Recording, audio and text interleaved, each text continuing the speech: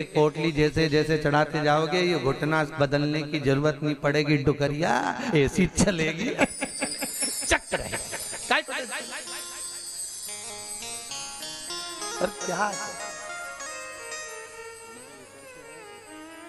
कमरा भी है, शादी आई एक में 6 भरा, 6 इसलिए भरा तुम रात भर सत्संग करो, भजन करो, स्मरण करो। और जितना सत्संग का आनंद हो सकता है, अपनों के बीच में तो हमेशा रहते हो, पर दूसरे को एडजस्ट करना तो सीखो। जरा विचार करो, तुम अपने कमरे में दूसरे को एडजस्ट नहीं कर रही तो ऊपर जाएगी तो भोलेनाथ कैसे एडजस्ट करेगा? सोचो तो शरीर है, विचार तो करो।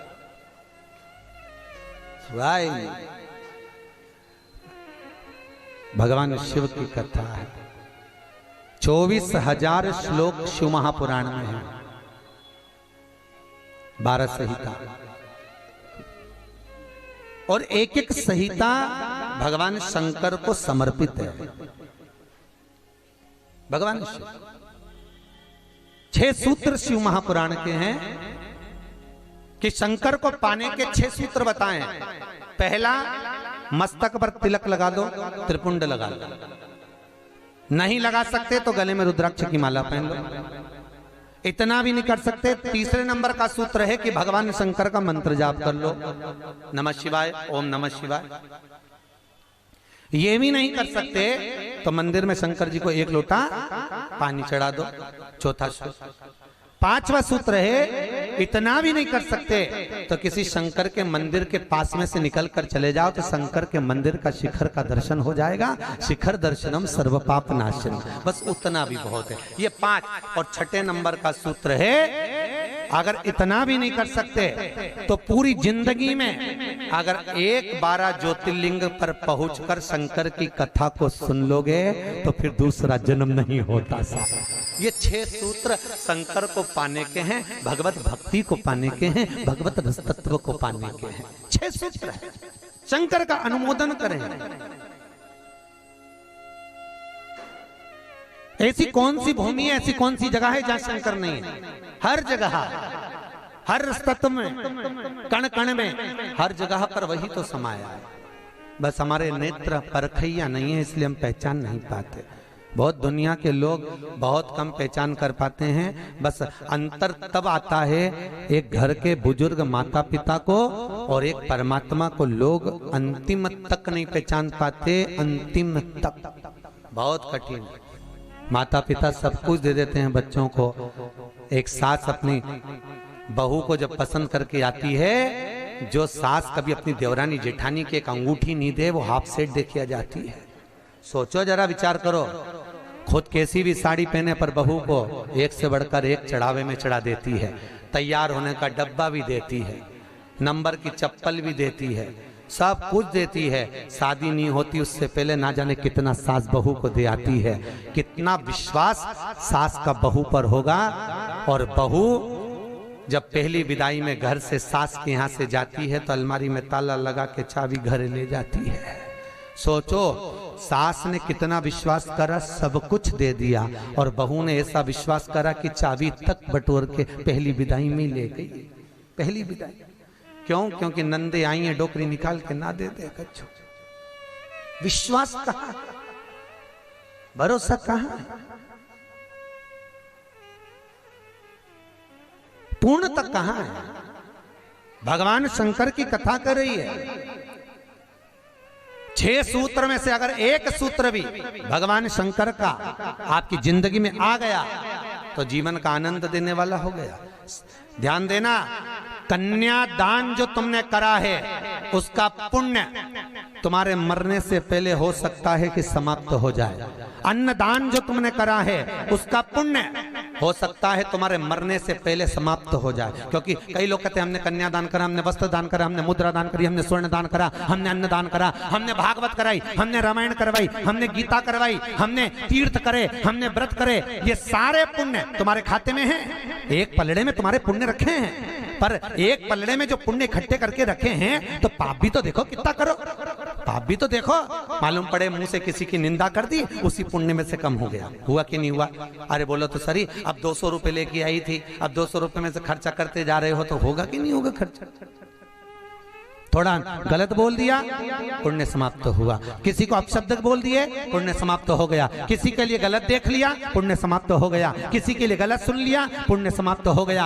हमने पुण्य तो बहुत कमाया, हमने ढेर पुण्य इकट्ठा करा। कन्यादान, वस्त्रदान, अन्नदान, मुद्रादान, स्वर्णदान, भागवत, रामायण, गीता, यज्ञ, अनुष्ठान, संत पूजा, गुरु पूजा, सब कुछ करी, पुण्य तो ढेर इकट्ठा करा।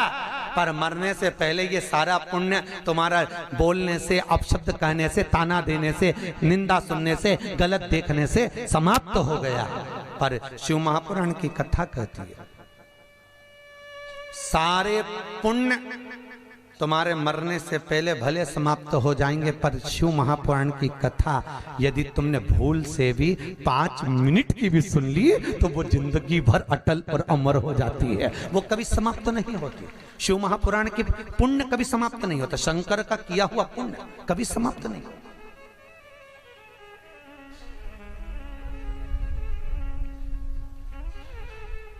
आज वो कोई कह रहा था, गुरुजी वो हम पोटलियां बना के लाए हैं तो एक एक मंदिर में पोटली चढ़ाए और कई चढ़ाए। हमने कहा लो, आए हो इतनी दूर तीर्थ करने के लिए, 5 रुपया 10 रुपया 2 रुपया करो, जो तुम्हारी मर्जी पड़े चढ़ाओ।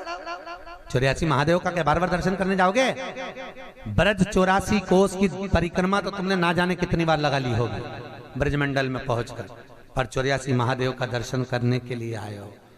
और वो 84 महादेव जिसको स्वयं भगवान शंकर की बहन क्षिप्रिया ने प्रकट किया था, शंकर के ही रूप तत्व से 84 रूप में उनको प्रकट किया है। पूरे विश्व में कहीं पर नहीं है, केवल उज्जैन में, केवल उज्जैन। तो भगवान शंकर की कथा कर रहे हैं, भगवान भोलेनाथ का चरित्र वर्णन कर रहा है। 6 सूत्र में से एक सूत्र भी अपनी जिंदगी में उतारा तो जीवन सार्थक हो गया। मात्र भगवान शंकर की पावन कथा का रसतत्व ग्रहण करें। एक देवराज नाम का ब्राह्मण शरीर में ताप पड़ गया, और शरीर में ताप पड़ने के कारण बहुत ताप पड़ा तो शंकर के मंदिर में पहुंच गया, बैठा। अब वहां तो थोड़ी थोड़ी देर में शंकर के मंदिर में कथा हो रही थी, प्रवचन चल रहे थे, शिव महापुराण का चरित्र चल रहा था। और ये थोड़ी थोड़ी देर में पंडित जी चिल्लाए हर हर महादेव। अब जैसे ही पंडित जी चिल्लाए तो इसके शरीर में ताप पड़े, इसको आ रहा बुखार। अब बुखार आए और कहीं का चिल्लाए, सिर दर्द हो और कहीं का चिल्लाए तो बड़ा बुरा लगे महाराज। अब इसको तो बड़ा अंदर से खटकाओ कि बताओ मेरे तो शरीर में ताप पड़ रहा है, महाराज हर हर महादेव चिल्ला रहा, पर बोल सकता नहीं।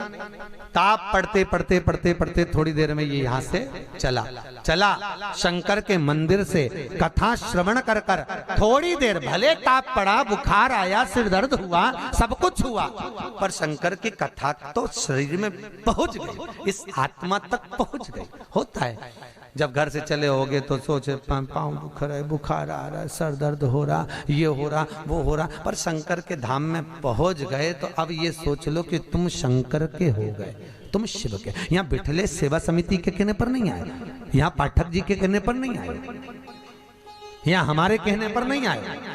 यहाँ तो हम भी बुलाते तो तुम नहीं आते, क्योंकि ये नगरी महाकाल की है। महाकाल का राजा है महाकाल, और महाकाल राजा का एक नियम है, यहाँ कोई राजा, कोई मंत्री, कोई बड़े से बड़ा राजपाट वाला इस नगरी में रात नहीं रुक सकता। यहाँ का नियम है, क्योंकि यहाँ एक ही राजा, कौन सा? महाकाल राजा, बस उसी का राज्य चलता। तो जब उसके घर में आए हो तो हम कौन बुलाने वाले? बोलो तो सही। उसने बुलाया, उसने ठहराया, उसने खिलाया, उसने घुमाया, 5 दिन घूमो फिरो, उसका दर्शन करो, आनंद करो, घरे जा। घर वाले पूछे कहाँ गई थी तो कहना महाकाल के घर गई थी, उसने बुलाया।